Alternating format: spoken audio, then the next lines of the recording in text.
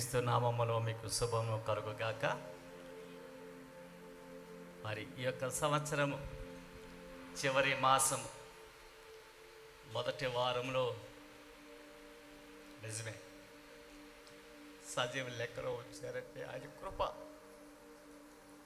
ఎందరెందరూ ఈ దినాన్ని చూడలేక మట్టిపాలైపోయారు. ఎందరెందరూ అనారోగ్య పరిస్థితులను బట్టి మరి మంచం పాలైపోయారు. మనమైతే దేవుని కృపతో ఆయన ఇచ్చిన ఆరోగ్యము ఆవర్తాయాన్ని అనుభవించుటకు ఇచ్చిన గొప్ప సమయాన్ని బట్టి పరిశుద్ధ లేఖనము నుంచి ఆ ప్రవచనాలు చెప్పాలని ఆశ కలిగి ఉన్నాను. ఒకటి ఏంటంటే దేహం, ఆత్మ, అండ్ ఇంగ్లీష్లో చెప్పాలంటే బాడీ, సోల్, స్పిరిట్. మీరు వినే ఉంటారు. ఎందుకో ఇది చెప్పాలని దేవుడు ప్రేరేపించారు. ఇవి చాలా జ్ఞానయుక్తమైన మాటలు, ఆలోచన కలిగి మాట్లాడాలి. అవగాహన చేసుకున్నట్టుకు శక్తి కావాలి అంటే మనకు సరిపోదు, దేవుడే శక్తిని ఇవ్వాలి. ఏం చెప్తున్నారండి? ఒకటి బాడీ, 2 సోల్, 3 స్పిరిట్.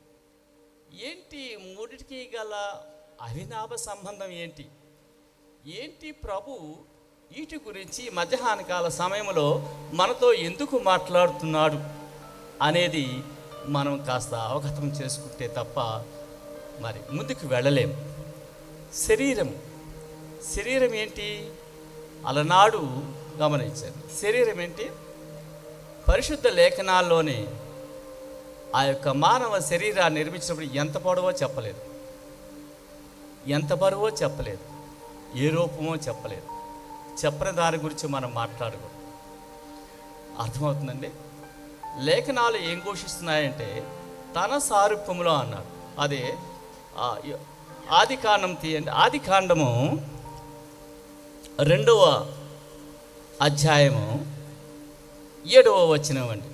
చాలా జాగ్రత్తగా స్పష్టంగా ఆగండి.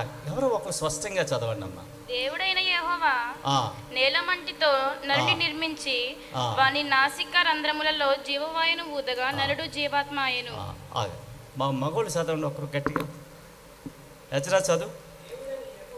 దేవుడైన యెహోవా నేల మట్టితో నరుని నిర్మించి వారి నాసిక రంధ్రములలో జీవాయువుని ఊదగా నరుడు జీవాత్మ అయ్యెను. గమనించండి, దేవుడు తన సారూప్యములో మంటిని తీసి, చెప్పాం కదా, ఎత్తెంతో తెలియదు, బరువెంతో తెలియదు, ఆకారం ఎంతో తెలియదు. కానీ పరిశుద్ధాత్ముడు కొన్ని నిగూఢంగా ఉంచే మాటలు మనం విస్తరించి మాట్లాడితే దేవుని ఉగ్రతకు లోనవుతుంది. ఎంతవరకు పరిశుద్ధ లేఖనాలు వెల్లడి చేస్తున్నాయో అంతవరకే మాట్లాడు. మానవుడు పరిమితమైన జ్ఞానం గలవాడు, పరిమితమైన కాలం గలవాడు,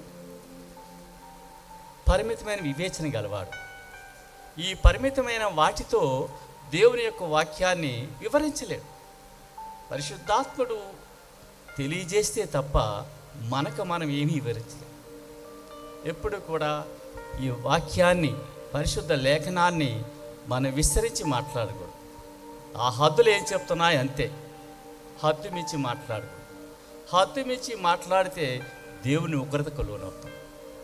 మానవుని యొక్క కవిత్వం పంచేది, మానవుని యొక్క జ్ఞానం పంచేది ఆ పరిశుద్ధాత్మ దేవుడు. ఏదైతే ఆయన మన హృదయాల్లో ఉంచుతాడో దాని ప్రకారమే సేవకుడే కాదు, వినుచున్న విశ్వాసులే కాదు, మాట్లాడుతున్న ఏ వ్యక్తి అయినా కొన్ని నియమాలకు కట్టుబడి ఉండాలి. అర్థమైంది? ఆ నియమాలకు కట్టుబడి ఉన్నప్పుడే ఆయన మనం ఘనపరిచినట్టుగా, ఆయన మనం హానర్ చేసినట్టుగా. ఇంగ్లీష్ ఆయన హానర్ చేయడం అంటే ఏంటి? ఆయన ఏది చెప్పారో ప్రభువులు వారు దాటి ప్రకారమే మనం నడవాలి, వినాలి. ఎదురు ప్రశ్న వేసే జ్ఞానం మనకు లేదు. అది మన పరిమితికి హద్దు మీరినట్లుగా. మనం చెప్పే కదా, మన పరిమితమైన జ్ఞానంతో అనంత జ్ఞాని యొక్క జ్ఞానాన్ని వివరించలేదు. అసాధ్యం. అర్థమైందండి? గమనించండి. ఇదేంటి? శరీరము భౌతికంగా కనిపించే ఆకారం. నేను ఉన్నానండి, ఇది భౌతిక శరీరం. ఒక ఆకారం అంటూ ఉంది. ఈ ఆకారానికి ఏంటి? ఎత్తెంతో ఉంది, బరువెంతో ఉంది. అర్థమైందండి? ఈ సారూప్యం ఏంటో ఉంది. ఇవన్నీ దేవుడు ఏంటి? నిర్జీవ స్థితిలో పుట్టించాడు. గమనించండి. మొట్టమొదటి ఏంటి? శరీరం ఏంటి? మంటి నుంచి తీశారు.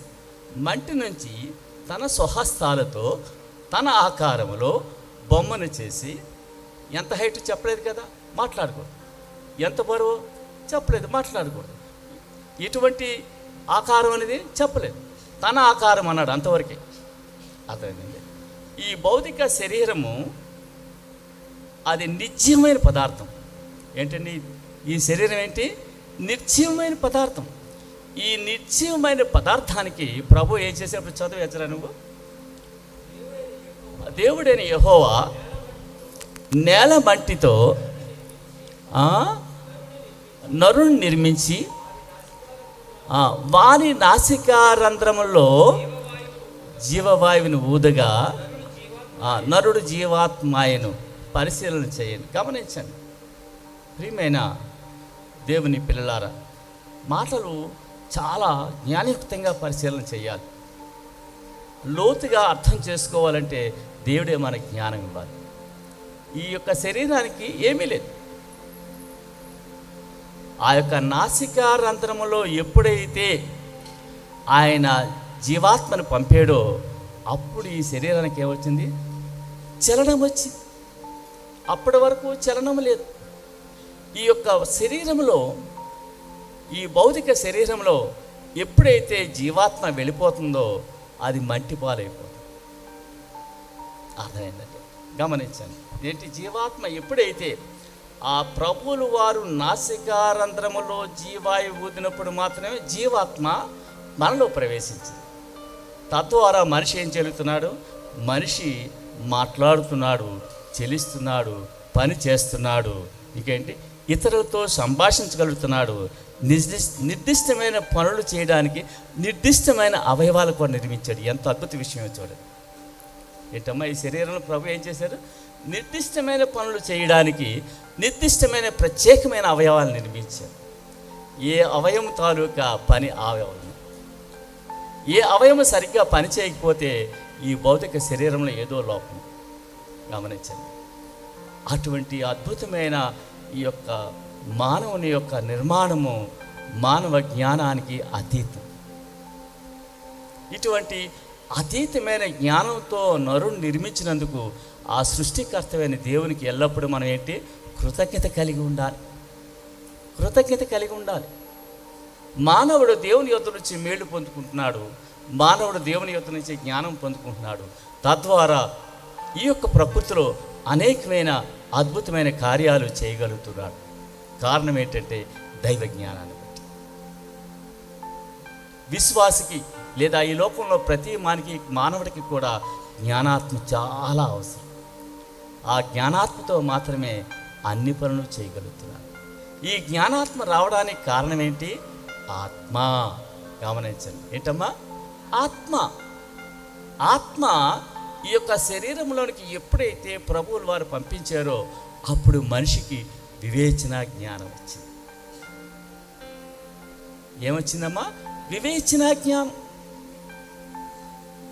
ఆయా సందర్భాల్లో పశువులకు కూడా వివేచన లేదు, కానీ జ్ఞానం ఉంది. ఏంటి? ఈ ప్రకృతిలో ప్రతి జీవరాశికి జ్ఞానం ఉంది, కానీ వివేచన లేదు. వివేచన మాత్రము మనిషికి మాత్రమే ఇచ్చారు. మంచి చెడు ఆలోచించే జ్ఞానాత్మని మానవుడు. మంచి చెడును ఆయన కలుగు చేయలేదు.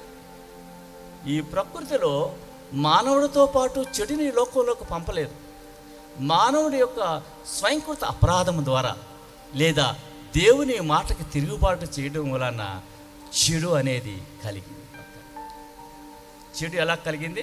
మనిషి యొక్క ఆయన పుట్టించినప్పుడు నరుడు తన ఆకారములో,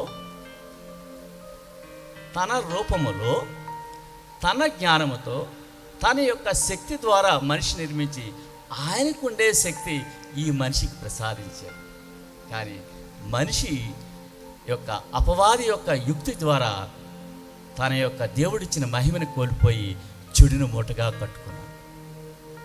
ప్రతి మానవుడి మీద చెడు అనేది ఏలుబాటు చేస్తుంది. ఈ చెడు అనే ఏలుబాటును తీయడానికే మరలా ఆ పరమ తండ్రి తన ప్రియ కుమారుడైన ఏకైక కుమారుడైన యేసుక్రీస్తుని ఈ లోకానికి పంపి ఆ చెడుని తీసి మళ్ళీ పరిశుద్ధత మనలో ఉంచాడు. దేవునికి స్తోత్రం. ఎంత అద్భుతమైన దేవుడు! అటువంటి గొప్ప దేవుడిని మనం సేవిస్తున్నామంటే ఆయన కృప, అంతకన్నా ఏమీ లేదు.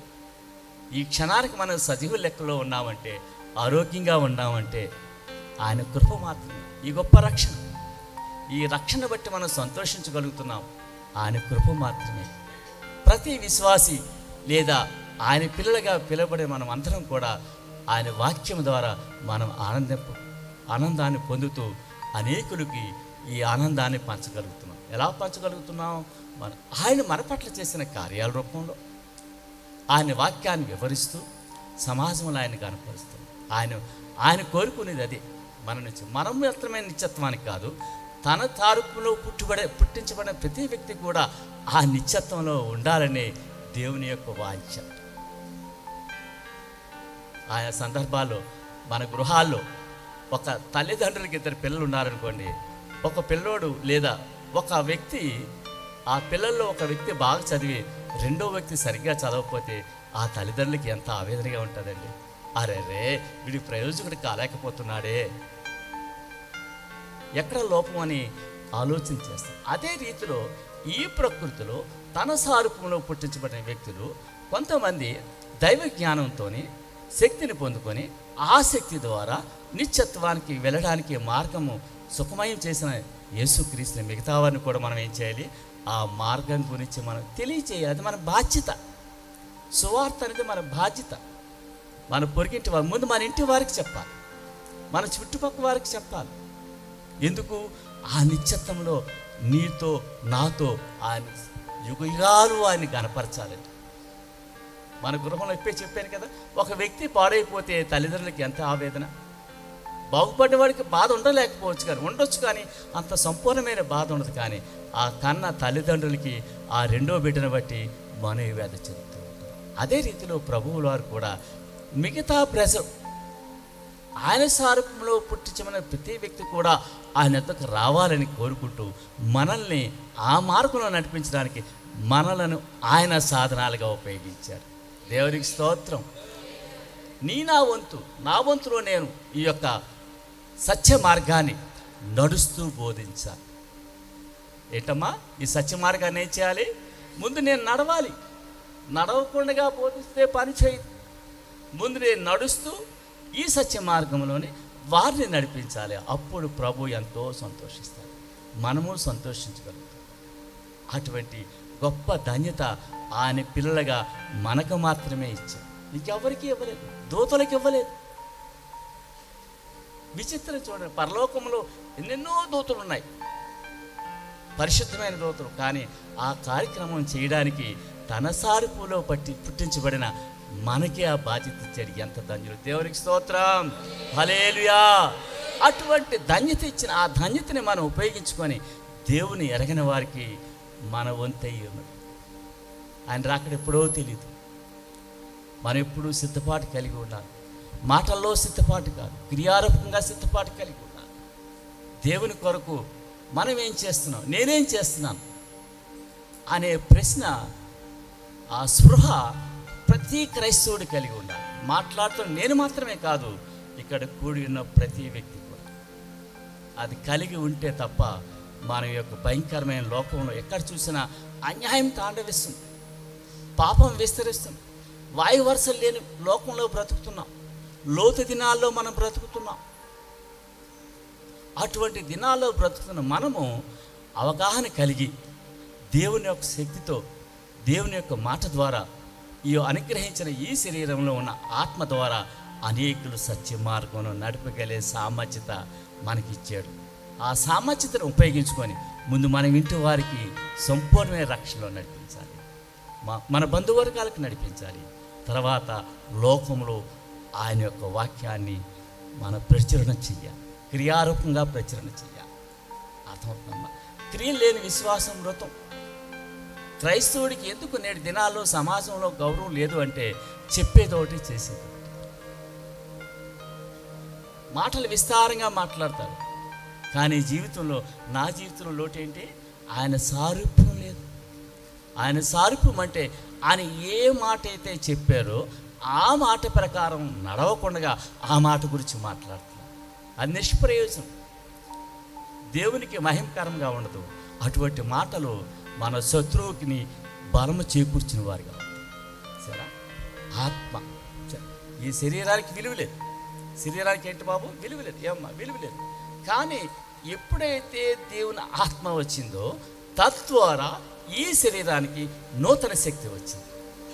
ఆ నూతన శక్తి ద్వారా ఆ సత్యవంతుని యొక్క సత్య సువార్తని ప్రకటించడానికి మనల్ని సాధనాలుగా వాడుకుంటున్నాం. అటు సేవకుని కానీ ఇటు విశ్వాసులు కానీ మనందరినీ మన వంతు బాధ్యత. ఎక్కడికి వెళ్ళినా ఆయా సందర్భాలు బట్టి మనం దేవుని యొక్క మాటలు వెల్లడి చేయడానికి ఈ శరీరంలో ఆయన ఒక శక్తిని ఇచ్చారు. మనిషికి పశువుకి తేడా ఏంటి? వివేచన జ్ఞానం ఉంది మనిషికి. ఏది మంచి ఏది చెడు తెలుసు. ఆయా సందర్భాల్లో మరి మనుషులు మాట్లాడుతూ ఉంటారు, ఏంట్రా పశువులా ప్రవర్తిస్తున్నాను. వివేచన కోల్పోతున్నారు, మంచి కోల్పోతున్నారు. మంచి మీద పట్టు లేకుండా మన అందరికీ క్రీస్తు అనుగ్రహించిన మంచి మీద మనం పట్టు కలిగి ఆ యొక్క మంచిలో మనం నడుస్తూ అనేకులు నడిపించడానికి ఈ శరీరాన్ని ఉపయోగించుకోవాలి. ఈ శరీరాన్ని ఎందుకు ఇచ్చారో మీకు చాలా సూక్ష్మంగా చెప్తాం, క్లుప్తంగా అనమాట. ఈ శరీరం యొక్క విలువేంటి? ప్రతి అవయము దాని పని చేయటం నిర్మించేది ఎంత అద్భుతం సృష్టి చూడండి. ఏ అవయాన్ని కూడా ప్రకృతిలో నిర్మించలేరు. నిర్మించిన తాత్కాలికమే. ఈ యొక్క భౌతిక శరీరం మరి అవుట్ సైడ్ నుంచి వచ్చే లేదా వెలుపటి నుంచి వచ్చే అవయవాన్ని స్వీకరించడానికి ఇష్టపడదు. ఈవెన్ పన్ను పెట్టుకున్నా సరే ఇష్టపడదు. కన్ను పట్టుకున్నా సరే ఇష్టపడదు. ప్రకృతిలో ఉన్న అంత విచిత్రమైన ప్రభువులు వారి యొక్క సృష్టి. ఆ సృష్టిలో నీ వంతు ఏంటి? నీ పాత్ర ఏంటి? నా పాత్ర ఏంటి? ఎంత ఆరోగ్యంగా ఉన్నామండి. ఆయన ఇచ్చింది అనుభవిస్తున్నాం. ఆయన కృప మాత్రమే. ఈ శరీరాన్ని మనం ఏం చేసుకోవాలమ్మా? ఈ నిర్దిష్టమైన అవయవాలతో నిర్దిష్టమైన పనులు చేయడానికి ఆయన అనుగ్రహించిన ప్రతి అవయవాన్ని బట్టి మనం దేవునికి స్తోత్రం చెల్లించాలి.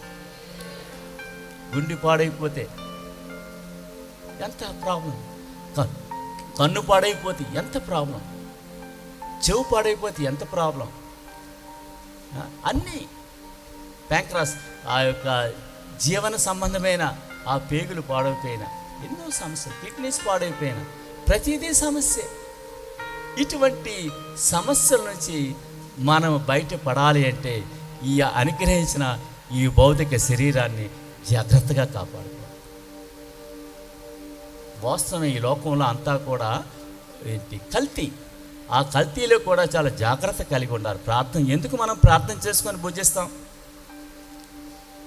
ఏమ్మా చెప్పగలరు? 2 అంశాలు. ఒకటి, నాయన ఈ ఆహారం ఇచ్చారు, ఇటువంటి ఆహారం అనేకులకు లేదు అంటూ రెండో మాట ఏమంటాం? ఈ ఆహారాన్ని స్వస్థపరచు నాయన, ఏమైనా లోపాలు ఉంటే. చాలా ప్రాముఖ్యం. ప్రతి దాంట్లో కూడా ఆయన యొక్క శక్తిని మనం జ్ఞాపకం చేసుకుంటూ ఆయన అనుగ్రహించిన ప్రతి పదార్థాన్ని ఆయన నామాన్ని స్మరిస్తూ తీసుకున్నప్పుడు ప్రతిదీ కూడా పరిశుద్ధం. అటువంటి దేవునితో సాంగత్యం కలిగిన ఈ శరీరం ఆత్మ ఉండడం బట్టి చూడండి, ఆత్మ ఏంటంటే దేవునితో సంబంధం కలిగి ఉంటుంది. ఆత్మ ఏంటి?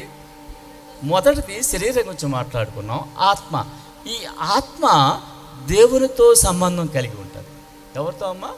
దేవునితో సంబంధం. ఈ ఆత్మ మనలో మన స్వరూపంలో ఉండొచ్చు, మన హృదయాల్లో ఉండొచ్చు ఆత్మ. కానీ ఇదేంటి? ఇది దేవునితో సంబంధం కలిగి ఉంటుంది, మనిషితో సంబంధం. ఎప్పుడైతే దేవుని యొక్క ఆత్మ మనలో ఉంచినప్పుడు మాత్రమే ఈ శరీరానికి విలువ చేకూర్చబడుతుంది. గమనించండి. ఈ యొక్క శరీరం యొక్క విలువ ఎప్పుడు అంటే దేవుని ఆత్మ వచ్చినప్పుడే. అందుకే ఒక మాట చూద్దాం, చూడండి. యోబు గ్రంథము చూడండి 32వ అధ్యాయము 8వ వచనం చూడమ్మా, 443వ పేజీ. ఆగమ్మా, ఏముందట అందరు నరుల్లో ఆత్మ ఆత్మ ఆత్మ. ఈ ఆత్మ ఆది కాండంలో వచ్చింది. ఈ ఆత్మ ఎవరి ద్వారా ఈ యొక్క శరీరానికి వచ్చింది? దేవుని ద్వారా. ఆ భక్తుడు చెప్తున్నాడు ఏంటంటే, చదవమ్మా. ఆయనను నరులలో చాలమ్మా, ఆత్మ ఒకటి ఉన్నది. ఆత్మకి ప్రధాన దాత ఆ దేవుడే యేసుక్రీస్తు ప్రభు. ఈ శరీరంలోకి ఆత్మని ఆయన దానంగా ఇచ్చారు. ఈ శరీరం చలనానికి, పని చేసుకోవడానికి, మాట్లాడడానికి, ద్వేషించడానికి, అన్నిటికీ ఆత్మలో 2 ఆత్మలు ఉన్నాయి. ఒకటి దురాత్మ, 2 పరిశుద్ధాత్మ. ఆత్మ దేవుని ఆత్మ. అదే చెప్తూ ఉంటాడు. ఒకసారి చూడండి, ప్రసంగిలో చెప్తాడు. 12:7 చదువు బాబు. ఎజ్రా నువ్వు గట్టిగా చదువు మైక్లో. 562వ పేజీ.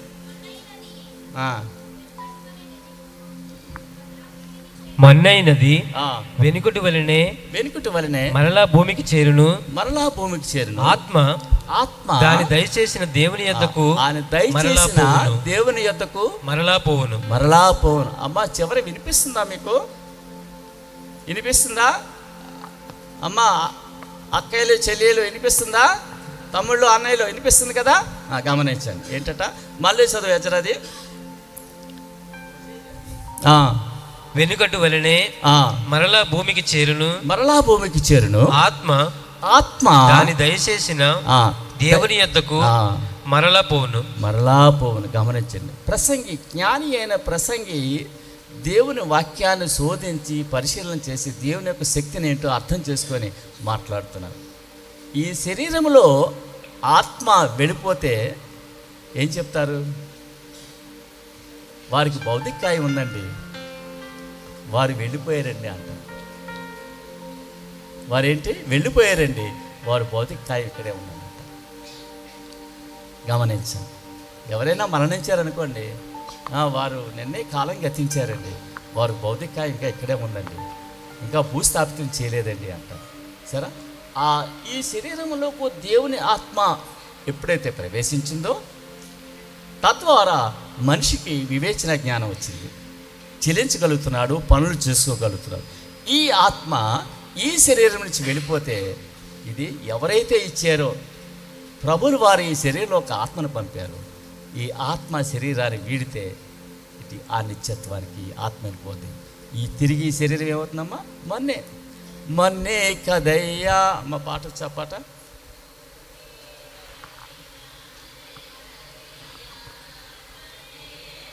గదయ్యా మహిళని జ్యోతి తప్ప మహిళనిదంత మన్నే గదయ్యా, మనలోని ఆత్మ జ్యోతియు తప్ప మహిళనిదంత మన్నే గదయ్యా, మన్నే గదయ్యా, మన్నే గదయ్యా, మన్నే గదయ్యా, మన్నే గదయ్యా. మంచిదంచు ఒకనయంచు సంచిలోనయంచిన, మంచిదంచు ఒకనయంచు సంచిలోనయంచిన, మించిన బంగారము మించిన బంగారము ఉంచిన నీ దేహము, కుక్క శవముతో సమమేగా మహిళని మన్నే గదయ్యా, కుక్క శవముతో సమమేగా మహిళనిదంత మన్నే గదయ్యా, మన్నే గదయ్యా, మన్నే గదయ్యా. ప్రియమైన దైవజనమా, మనం ఎవరము? మన్నుని స్తుతించిన అంటున్నాడు భగవంతుడు.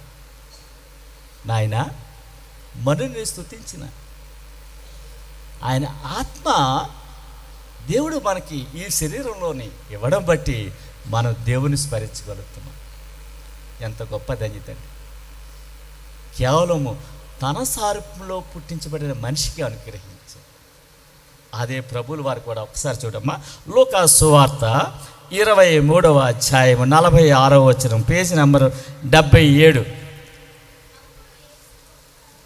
చదవమ్మా.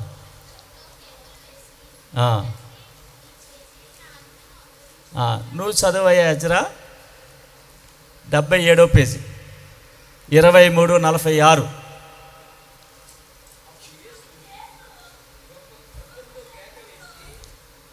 తండ్రి, ఏంటి నువ్వు సేవకి వెళ్దాం అనుకుంటున్నావు? ఏంటి, ఏం చూస్తున్నావు? అమ్మా ఎవరో గట్టిగా ఒక మైక్లో చదవండి అమ్మా. అప్పుడు యేసు, అమ్మా ఏంటి అప్పుడు యేసు, వాయిసెస్ వద్దమ్మా. అప్పుడు యేసు గొప్ప శబ్దముతో కేకవేసి తండ్రి, నీ చేతికి నా ఆత్మను అప్పగించుకొనుచున్నానని. చూడండి, గమనించండి ప్రియమైన దేవుని పిల్లలారా. ప్రభువులు వారు ఆయన భౌతిక శరీరంలో ఈ లోకానికి వచ్చినప్పుడు ఆయన తండ్రి యొద్దకు వెళుతున్నప్పుడు ఆయన నా ఆత్మ నీ చేతులకు అప్పగించుకుంటున్నాను. గమనించండి, ఆయన ఇచ్చిన ఆత్మ మళ్ళీ ఎక్కడికి వెళ్ళింది? ఎంత అద్భుతమో చూడండి సృష్టి. ఆయన యొక్క సృష్టిలో ఆయన యొక్క ఆత్మ ప్రాబల్యం ఏ విధంగా ఉంటుందో చాలా వచనాలు ఉన్నాయి, కానీ సమయం లేదు, చాలా పనులు ఉన్నాయి, జరగవలసిన కార్యక్రమాలు. గమనించండి, ప్రభువుల వారే ఆయన శిలువ మీద మరణిస్తూ నాయన నా ఆత్మను నీ చేతులకు అప్పగించుకుంటున్నా. గమనించండి, ఆయన ఇచ్చిన ఆత్మను మనం దుఃఖపరుస్తున్నామా లేదా ఆ ఆత్మ ద్వారా మనము మన కుటుంబీకులు, మన బంధువర్గానికి, సమాజాన్ని సంతోషపరచగలుగుతున్నామా? ఈ మధ్యాహ్న కాల సమయంలో నాకు నేను ప్రశ్న వేసుకోవాలి, మీకు మీరు ప్రశ్న వేసుకోవాలి, ఎవరికి వారే ప్రశ్న వేసుకోవాలి. గమనించండి, ఆత్మ యొక్క ప్రాధాన్యత ఏంటి? ఈ యొక్క శరీరంలో ఆత్మ ఏమిట? వ్యక్తిత్వం కలిగి భావోద్రేకాలు తెలియజేస్తుంది. ఆత్మ ఏంటి? వ్యక్తిత్వం కలిగి ఉంటుంది, భావోద్రేకాలు తెలియజేస్తూ ఉంటుంది, మంచి చెడును ప్రేమను వెల్లడి చేస్తూ ఉంటుంది. అందుకే ఒక్కసారి ఈ మాట చెప్తే ఇంకా మీకు సంపూర్ణంగా అర్థమవుద్ది. చూడండి, న్యాయాధిపతులు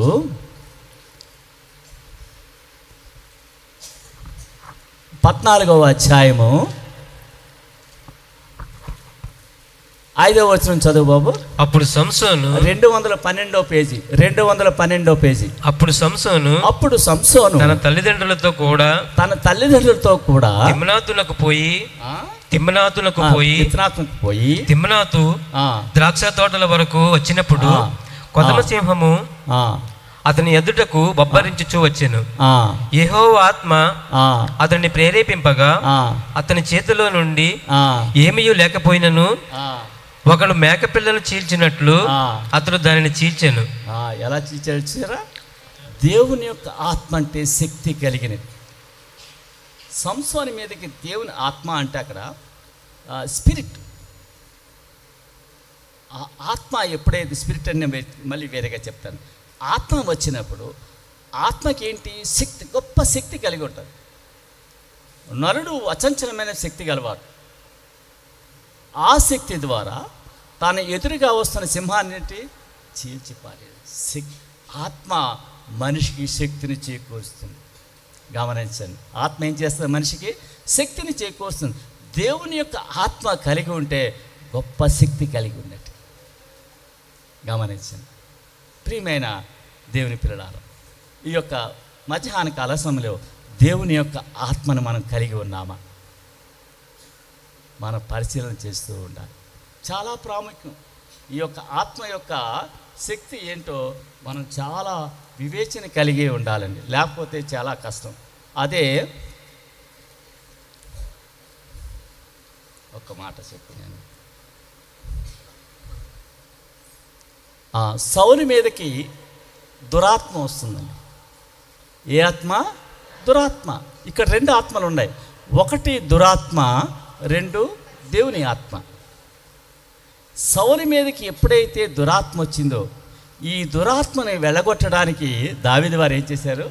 దేవుని యొక్క ఆత్మతో సంగీతమును వీణను వాయించి ఆ సౌల్లో ఉండే దురాత్మని ఏం చేశారు? తొలగించారు. సరే, 2 ఆత్మలు. అపవాది ద్వారా కలిగేది దురాత్మ, దేవుని ద్వారా కలిగేది పరిశుద్ధాత్మ, పవిత్రమైన ఆత్మ. మనం ఎటువంటి ఆత్మను కలిగి ఉన్నాం? అపవాది యొక్క ఆత్మను కలిగి ఉంటే మనం మంచి చేయడానికి ఎప్పుడూ ఇష్టపడ్డాం. చెడు చూపు, చెడు మాట, చెడు ఆలోచన ఏంటి? గలతీ పత్రిక రాస్తే సమయం లేదు, కానీ శరీర కార్యాలు అవసరం లేదు. కానీ మనం ఎటువంటి ఆత్మను కలిగి ఉన్నాం? నేను ఎటువంటి ఆత్మను కలిగి ఉన్నాను? మీరు ఎటువంటి ఆత్మను కలిగి ఉన్నారు? దురాత్మని కలిగి ఉన్నామా? దేవుని యొక్క ఆత్మని కలిగి ఉన్నామా? ఈ మధ్యాహ్నకాల సమయంలో నాకు నేను ప్రశ్న వేసుకోవాలి, మీకు మీరు ప్రశ్న వేసుకోవాలి, ఎవరికి వారు ప్రశ్న వేసుకోవాలి. దేవుని యొక్క ఆత్మతో గొప్ప కార్యాలు ఏంటి? మేకను చీల్చినట్టుగా సంసారం చీల్చివేసేటట్టు దేవుని యొక్క శక్తి ద్వారా. అటువంటి ఆత్మ మనం కలిగి ఉంటే తప్ప ఈ లోకంలో దురాత్మ కలిగిన మనుషులు జయించాలంటే దేవుని ఆత్మ మనకి ఎంతో అవసరం. అనారోగ్యం అనే దురాత్మ, చెడు చూపు అనే దురాత్మ, మోసం అనే దురాత్మ, వ్యభిచారం అనే దురాత్మ, అబద్ధాలనే దురాత్మ, ఇంకెన్నెన్నో ఉన్నాయి. వీటన్నిటిని జయించాలంటే దేవుని యొక్క ఆత్మ నాకు, మీకు, మనందరికీ చాలా ప్రాముఖ్యం. గమనించి చివరిగా ఒక మాట చెప్పి నేను ముగిస్తాను. ఇది చూడండి, స్పిరిట్, శక్తి. స్పిరిట్ అంటే ఏంటమ్మా? శక్తి. ఈ శక్తి ఆయా సందర్భాల్లో ఇగ్నిషన్ లాగా ఉంటుంది. ఇది ఎలా ఉంటుందంటే చిన్న మాట చెప్తాను. ఈ యొక్క వెహికల్ ఏమో శరీరం. గమనించండి, బాగా చాలా సూక్ష్మంగా ఎనాలిసిస్ చెప్తుంటాను, వినండి. ఈ యొక్క ఉదాహరణ, శరీరం ఏంటి? వెహికల్. ఏంటమ్మా? వెహికల్. డ్రైవర్ ఎవరు? ఆత్మ. స్పిరిట్ ఏంటి? ఇగ్నిషన్. కిక్కిస్తేనే కదా. ఒక్కసారి ఏం చేస్తే ఇగ్నిషన్ కలుగు చేస్తుంది. గమనించారు, చాలా ఈజీగా అర్థం అవడానికి. ఏంటి? వాహనం అంటే ఏంటి? శరీరం. ఏంటమ్మా? డ్రైవర్ ఎవరు? ఆత్మ. ఆత్మను బట్టే కదా డ్రైవ్ చేయగలుగుతున్నాం. ఏమమ్మా? మరి ఇంజిన్ స్టార్ట్ అయితేనే కదా బండి ముందుకు వెళ్తుంది. ఇగ్నిషన్, అదే స్పిరిట్ అంటారు అన్నమాట. అర్థమైందా బాబు? మీకు తెలిసిందే, మరోసారి చెప్పడం మీకు తెలియక కాదు, ఇది నా ఊరికినే చెప్పడానికి, నాతో మీకు తెలిసిందే. వాహనం అనేది ఏమో శరీరము, ఏమో డ్రైవర్ ఏమో ఆత్మ. ఇగ్నిషన్ ఏంటి? స్టార్ట్ చేయడానికి కిక్ ఇస్తాం. కొంతమంది ఇగ్నిషన్ స్టార్ట్ చేస్తారు, కిక్కు లేదా స్టార్ట్ ఉంటాం. అటువంటిది అనమాట. ఈ శరీరంలో మనిషికి 3 చాలా ప్రాముఖ్యం. ఏంటండి? వాహనానికి ఈ 3 ఎంత ప్రాముఖ్యమో, వాహనము, driver, vehicle, driver, kick, spark plug. అదే రీతిలో ఈ మనిషిలో, ఈ యొక్క శరీరంలో ఆ ప్రభువులు వారి 3 ఉంచారు. ఎంత అద్భుతమో చూడండి. ఆయనకి ఎంత రుణస్రోమం. దేవునికి స్తోత్రం. ఇటువంటి గొప్ప దేవుని కలిగి ఉన్నామంటే ఆయన కృప మాత్రమే. ఇది ఏమంటారంటేనమ్మా, చూడండి, దేవుని శక్తితో సంబంధము కలిగి ఉంటుంది. ఇదేంటమ్మా? దేవుని ఈ స్పిరిట్ అనేది, ఈ శక్తి అనేది దేవునితో సంబంధం కలిగి ఉంటుంది. ఈ శరీరాన్ని, ఆత్మని అదుపు చేస్తూ, శరీరాన్ని, ఆత్మని అదుపు చేసేది స్పిరిట్, శక్తి. ఈ శక్తి మనం పొందుకోవాలి. సమయస్ఫూర్తితో మనం అన్నీ జయించగలుగుతూ ఉంటాం. ఈ సమయస్ఫూర్తి శక్తి ద్వారా ఈ మనిషికి వస్తుంది. ఆయా సందర్భంలోనే ఒకసారి మీ అయ్యగారు విజయవాడ వెళ్ళాం, సడన్గా వచ్చాడండి. ఎంత నాగ్గా తిప్పాడంటే ఆయన, ఇప్పటికీ మర్చిపోయాం. మీకు గుర్తుందా బాబు? సార్, ఎంత అపాయమో గమనించాలి. మనం చాలా జ్ఞానం కలిగి, జ్ఞానాత్మతో ఈ యొక్క భౌతిక ప్రపంచంలో మనం మెలగాలి అంటే మనకు చాలా ప్రాముఖ్యం. ఇది ప్రపంచం నుంచి వేరుగా ఉంటుందట. ఈ స్పిరిట్ అనేది ఏంటి? ప్రపంచం నుంచి వేరుగా ఉంటుంది. ఆయా సందర్భాల్లో మనలోకి వచ్చి అద్భుతమైన కార్యాలు చేస్తూ ఉంటుంది. చెప్పడానికి సమయం కోనేరు దగ్గర ఆ యొక్క దేవుని యొక్క శక్తి వచ్చినప్పుడు, కోనేరు కదల్చబడినప్పుడు ఏమవుతుంది?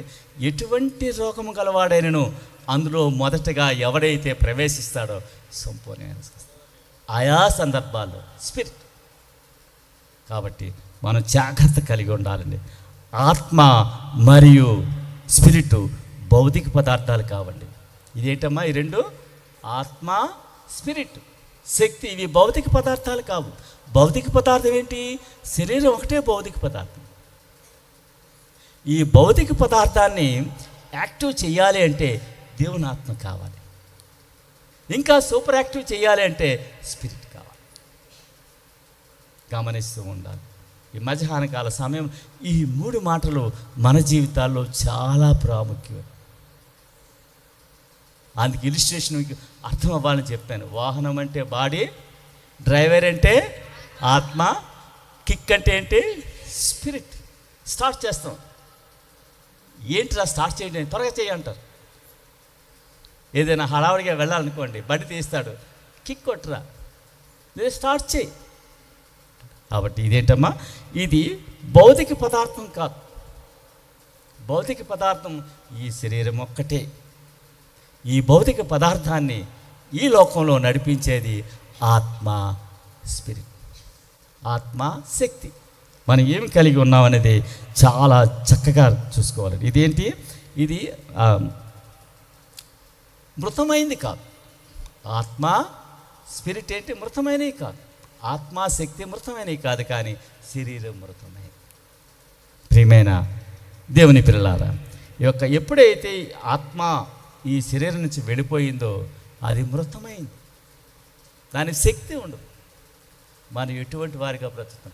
దేవుని యొక్క శక్తి కలిగి ఉన్నామా? ఈ మధ్యాహ్నకాల సమయంలో నా మట్టుకు నేను, మీ మట్టుకు మీరు ఆలోచన చేయాలి. దేవుని యొక్క ఆత్మ కలిగి ఉన్నామా? దేవుని యొక్క శక్తిని కలిగి ఉన్నామా? దేవుని యొక్క ఆత్మ, శక్తిని కలిగి ఉంటే ఆయన నామంలో అద్భుతమైన కార్యాలు చేస్తారు. పేతురు, యోహాన్లు అద్భుతమైన కార్యాలు చేశారు. ఎందుకు అంటే దేవుని యొక్క ఆత్మ, దేవుని యొక్క స్పిరిట్ పొందబట్టి. అదే దేవుడు ఈరోజు మన మధ్య కూడా ఉన్నాడు. కాబట్టి మనము కూడా అటువంటి అద్భుతమైన కార్యాలు చేయాలంటే ఈ శరీరాన్ని, ఆయన నిర్మించిన ఈ శరీరాన్ని పవిత్రంగా ఉంచుకుంటూ ఆయన ఆత్మని, ఆ స్పిరిట్ని మనలో వచ్చేటట్టుగా మనం సిద్ధపాటు కలిగి ఉందాము. ఈ మాటలు ప్రభు మన వెనుకల్లో దీవించుగాక. ఆమేన్.